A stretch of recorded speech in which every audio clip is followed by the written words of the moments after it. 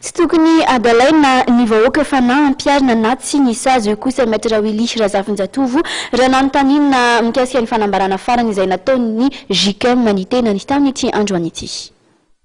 Tsy tokony arangaranga fotsiny sasy ataon'ny vondrona raisam-pirenena araka ny hevitry ny mpisolo vava Maître Willy Razafinjatovo. Aminy tsy tokony fampitandremana lava no ataon'ny JIC fa na ampiarina ny fanapahan-keviny momba ny sazy ho an'izay rehetra manao sakana amin'ny firosoana amin'ny fifidianana na tsy ampiarina.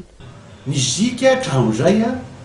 ary fanavenombeloko izay teniko izay dia ny hoe rehefa ampiarinareo zao reteneninareo dia ampiaro, rehefa tsy ampiarina dia aza ampiarina fa aza rangaranga fotsiny atao ohatran'izao izy hoe asazinay amin'ity nareo zay zavatra ataony zany nefa tsy atao le izy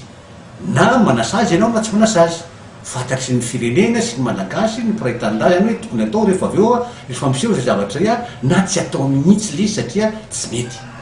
ka noho izany